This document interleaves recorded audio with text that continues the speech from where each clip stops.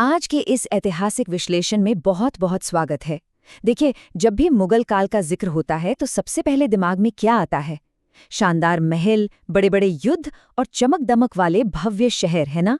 लेकिन सच कहूं तो इस विशाल साम्राज्य की असली धड़कन उन महलों में नहीं, बल्कि खेतों और गांवों की मिट्टी में बसती थी। आज हम इसी सच्चाई में गहराई से गोता लगाने वाले हैं। हम समझेंगे कि 16वीं और 17वीं सदी का वो गांव महज कोई छोटी मोटी बस्ती नहीं था, बल्कि वो तो एक ऐसा विशाल आर्थिक इंजन था जो मुगल साम्राज्य जैसी महाशक्ति को पूरी रफ्तार से चला रहा था। आज की हमारी इस चर्चा का सफ़र कुछ ऐसा रहेगा।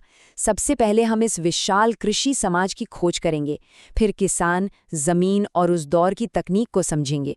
उसके बाद साम्राज्य की फसलों पर नज़र डालेंगे, फिर जाति और ग्राम समुदाय के ताने बाने को सुलझाएंगे और अंत में पंचायतें, मुखिया और कारीगरों की भूमिका पर बात करेंगे।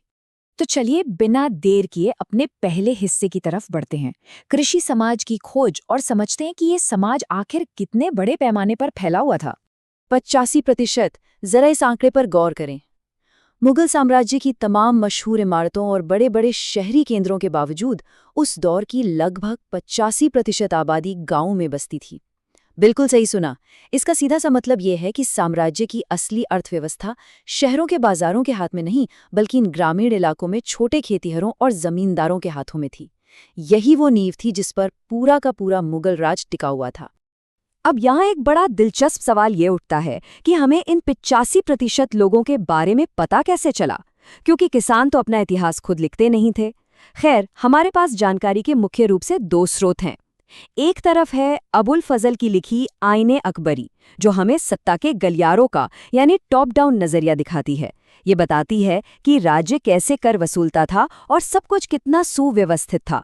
लेकिन कहानी का दूसरा और असली पहलू हमें मिलता है गुजरात, महाराष्ट्र और राजस्थान के क्षेत्रीय रिकॉर्ड्स से।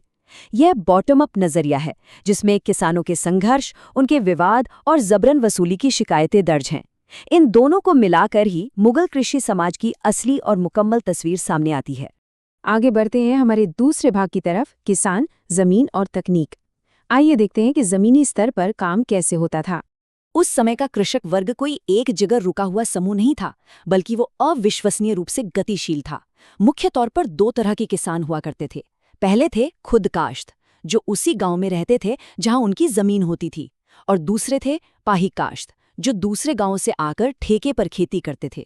मजे की बात यह है कि लोग सिर्फ अकाल या मजबूरी में ही पाही काश्त नहीं बनते थे, बल्कि वो अपनी मर्जी से भी ऐसा करते थे, खासकर तब जब दूसरे गांव में कर की शर्तें बेहतर मिलती थीं। इससे एक बात तो साफ है कि किसानों के पास भी अपनी शर्तों पर मोल भाव करने की अच्छी खासी ताकत थी। किसानों की इसी कमाल की गतिशीलता को मुगल बादशाह बाबर ने अपने संस्मरण बाबरनामा में बड़े ही रोचक ढंग से बयां किया है। उन्होंने लिखा है कि हिंदुस्तान में लोग कितनी तेजी से नई बस्तियां बसा लेते हैं और पुरानी छोड़ देते हैं। उस वक्त जमीन की कोई कमी तो थी नहीं, तो अगर किसानों को लगता कि उनका शोषण हो रहा है, तो वो बस अपना सामान उठाते, नई जगह जाते, जंगल साफ करते, कुआं खोदते और रातों रात एक नया गांव बस जाता था। और बात सिर्फ जमीन बदलने की ही नहीं थी, तकनीक के मामले में भी वो काफी आगे थे। वैसे तो खेती पूरी तरह मानसून पर निर्भर थी, लेकिन कुछ फसलों को ज्यादा पानी चाहिए होता था। इसके लिए सिंचाई के शानदार कृत्रिम उपाय किए गए। ऐसा ही एक कमाल का आविष्कार था राहट, यानी पर्शियन व्हील। बाबर ने खुद इसका जिक्र किया है कि कैसे बैलों की मदद से पहियों और घड़ों की एक श्रृंखला बनाकर कुओं की गहराई से पानी निकाला जाता था और उसे दूर दूर तक खेतों में पहुंचाया जाता था। ये उस समय की एक बहुत बड़ी वैज्ञानिक प्रगति थी। चलिए अब तीसरे हिस्से में जरा साम्राज्य की पैदावार पर नजर डालते हैं। आखिर इस विशाल जमीन से पैदा क्या क्या होता था? उस समय खेती में जो विविधता थी वो वाकई हैरान करने वाली है। मुख्य रूप से खरीफ और रबी, ये दो फसलें होती थीं। जहां सिंचाई अच्छी थी, वहां तो साल में 3 फसलें तक ले ली जाती थीं। विविधता का आलम ये था कि आगरा में 39 और दिल्ली में 43 किस्म की फसलें होती थीं, और बंगाल, वहां तो सिर्फ चावल की ही 50 किस्में उगाई जाती थीं।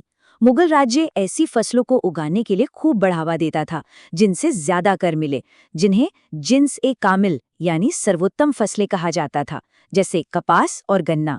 इसके अलावा तिलहन और दालें भी खूब उगाई गईं, और सबसे मजेदार बात, 17वीं सदी में मक्का, टमाटर, आलू और मिर्च जैसी दुनिया भर की नई फसलें भी भारत पहुंच चुकी थीं और यहाँ की थाली का हिस्सा बन रही थीं। लेकिन इन नई फसलों में सबसे अनोखा किस्सा तो तंबाकू का है। 1600 के दशक में तंबाकू दक्कन पहुंचा और फिर उत्तर भारत आ गया। 1604 में सम्राट अकबर ने इसे पहली बार देखा था, पर इसकी लत इतनी भयानक तेजी से फैली कि कुछ ही दशकों में सम्राट जहांगीर को इस पर पूरी तरह से पाबंदी लगानी पड़ गई। लेकिन कमाल देखिए, एक बेहद ताकतवर मुगल सम्राट का आदेश भी इस लत के आगे पूरी तरह बेअसर साबित हुआ। 17वीं सदी खत्म होते होते तंबाकू पूरे भारत में खेती और व्यापार की एक बहुत बड़ी फसल बन चुका था। आइए अब चौथे हिस्से की ओर रुख करते हैं और फसलों से हटकर जरा गांव के सामाजिक ताने-बाने और जाति व्यवस्था को समझते हैं। उस दौर का ग्रामीण समुदाय मुख्य रूप से 3 मजबूत स्तंभों पर टिका हुआ था। सबसे पहले थे हमारे खेतीहर किसान, जो जमीन जोतने का असल काम करते थे। दूसरी थी गांव की पंचायत, जो बुजुर्गों का एक समूह था और जो गांव के सारे फैसले लेती थी। और तीसरा महत्वपूर्ण स्तंभ था गांव का मुखिया, जिसे मुकद्दम या मंडल भी कहा जाता था। मुखिया का मुख्य काम गांव के खातों का हिसाब किताब रखना और पंचायत के फैसलों को जमीनी स्तर पर लागू करना था। जब तक मुखिया को बुजुर्गों का समर्थन हासिल था, तब तक उसकी कुर्सी पक्की रहती थी।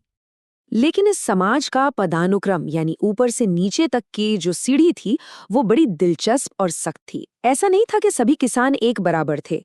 कुछ समूह जैसे हलाल खोरान या मल्लाजादा, उन्हें सबसे निचले दर्जे का काम करने पर मजबूर किया गया था और गरीबी से बाहर आने का उनके पास कोई रास्ता नहीं था।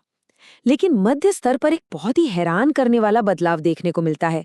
अहीर, गुज्जर और माली जैसी पशुपालक और बागवानी करने वाली जातियां, जिन्हें पहले निचले पायदान पर माना जाता था, उन्होंने मवेशियों और बाघों से इतना मुनाफा कमाया कि वे समाज में तेजी से ऊपर उठ गए। उधर राजपूत और जाट जैसे प्रमुख खेतिहरों की सत्ता तो कायम थी, लेकिन अब इन नए धनवान समूहों से उन्हें भी सीधी टक्कर मिल रही थी।